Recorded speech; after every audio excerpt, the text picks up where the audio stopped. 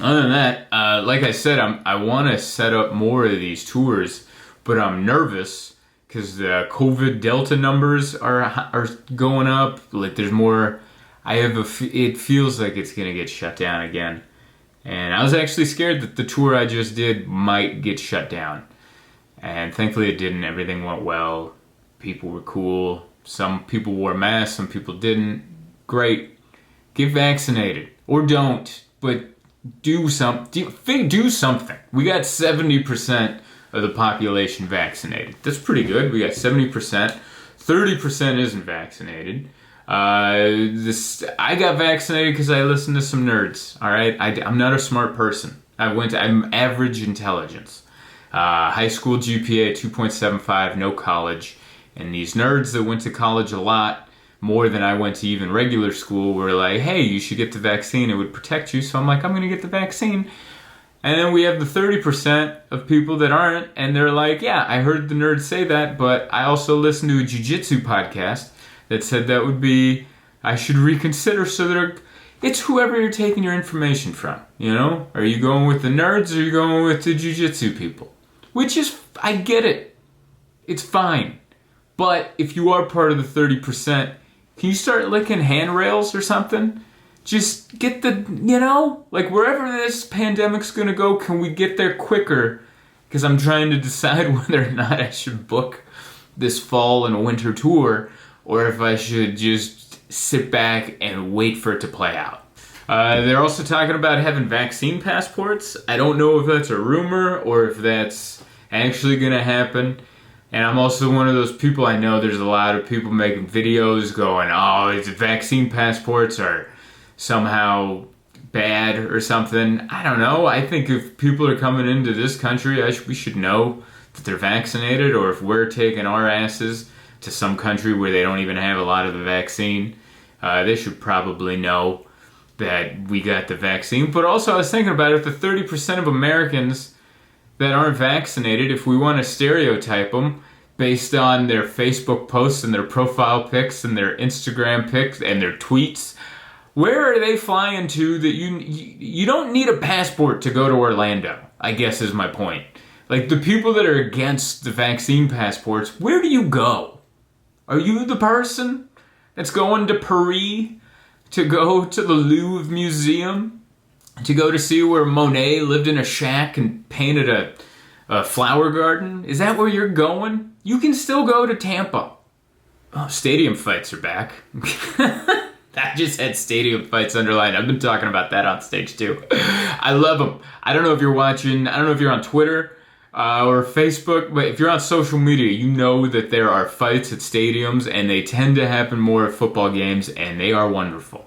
They are wonderful. Most of these stadium fights are just chubby dudes trying to cover their guts while trying to pummel someone in the head before they get winded. And they're wonderful. Like, dude, if I've learned anything about stadium fights, it's a couple things. One, it's not the time to be self-conscious of your gut, okay? Now's not the time. You're in a fight for your life. Two, if you're gonna get into a stadium fight, make sure you're on the upper row.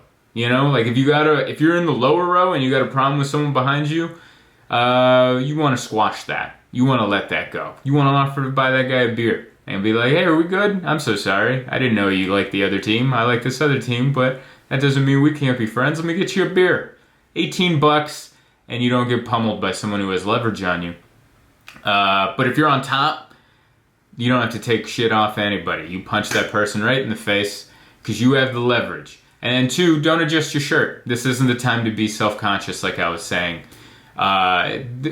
Your gut hanging out, this wasn't the big reveal that you were out of shape. We could tell from before, all right? You're wearing a jersey of a player, and the size you're wearing is bigger than the size the player wears. So we knew you were a big boy from before we saw your little undergut come out of your little Cowboys jersey. So what are you doing getting into a fight in a stadium anyway? What are you doing? Those tickets were expensive. The beer was astronomically expensive. The food was expensive. You want to see the game, and you're going to go fight some guy because he's wearing a different jersey? What's wrong with you? Let it go. I know he started it. Let it go. What are you doing? Call an usher. Call one of those guys in the yellow coats. I know they don't look like they can fight either, but there's more of them. They can round a few up, and they can hogtie somebody or tape them to a chair like they did on a Frontier flight. I think that's all we've learned. If you're going to get into a stadium fight, have the upper leverage. And if your belly shows, your belly shows. You're in a fight for your life, let it happen.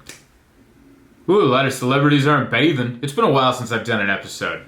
And this was one that got me, for some reason, Mila Kunis and Ashton Kutcher came out and they told the world that they don't bathe their kids as much as, I don't know, I guess you'd think.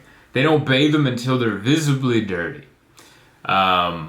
Which, I don't have any kids, but I would assume that if it wasn't visibly dirty, maybe audibly smelly.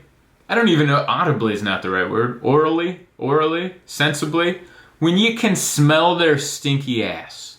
They should have put that caveat in there. We don't wash our kids unless they're visibly dirty, or I can smell their stinky ass. Take more, I don't know what to, why would they, that's something you keep in the house.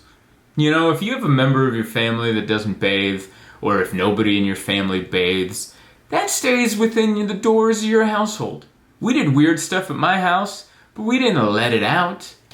We used to clip our toenails at the coffee table in front of the big TV. We didn't let that out outside of the front. That was for us. That was for us in our household. We let the parakeets fly around, and they would crap on everything, and then we'd pick up the turds. We didn't do that when we had company. That was for separate times. So if you're not gonna bathe, that's for you. That's for you. Anyway, the Taliban is back. I think that was another thing I had written back. I guess I knew the Taliban was around, We'd been fighting them for 20 years. And now the Taliban is back. Welcome back. I don't know what are you supposed to say to the Taliban? It was wild, dude. There's people running at the airport. The president left. The president of Afghanistan took a lot of heat because he left the day before they took over Kabul. And to the people that are mad at the president of Afghanistan, I don't know if you realize this, but I found this out recently. The last time the Taliban took over, they hung the president then from a light post. So I would do that, If the Taliban took over San Diego and I had news that the last time they took over San Diego, they hung a comedian from a light post, I wouldn't be in San Diego. I'd be gone pretty quick. I wouldn't tell a lot of people because I don't want them to find out and then hang me sooner. I'd leave immediately. So the president left. And then the Taliban just kind of marched in and took over. They're doing all the PR stuff, right? There's we're still going to let women have rights. Said the spokesman of the Taliban has a spokesperson. How about that? How about that? The Taliban there's someone on LinkedIn right now, and their bio says spokesman for the Taliban under their list. Oh, I got a bachelor's degree in communication. I studied at How Do You Do. I enjoy crochet and macrame, and I'm also the spokesperson for the Taliban. How do you get that job? How do you get that job? Are you the least radically sounding? How do you get that job? I'm guessing you have to be bilingual, right? You got to speak a little English, and then you got to come off the least aggressive. A little less hate in your eyes. A little less hellfire and brimstone coming through the old peepers in the front of your face, and then you're the spokesperson. Congratulations. My heart goes out to the people of Afghanistan. I hope the people that are trying to leave get to leave, and I hope the people that are stuck find a way to get the Taliban to go away. I don't know. We're very lucky. It's one of those that's. In case we needed a reminder of how lucky we are, think of those places. Remember that there's millions of people that live in Afghanistan, millions of people that live in North Korea, millions of people that live in Hong Kong fighting for freedom from the Chinese. And we're very lucky. Hey, thanks for watching. That was a clip from my podcast, This Week in Zoltan, available everywhere. Don't forget to like, share, subscribe. You can also join my channel. 3 different tiers to join at. The middle level, $4.99, you get full episodes of my podcast as the perk. Also, I'm on tour this Tuesday, August 24th. I'm in Memphis. And then the first week of September, I am going through Texas with my buddy Dustin Nickerson. We are hitting San Antonio, Houston, Dallas, and Austin.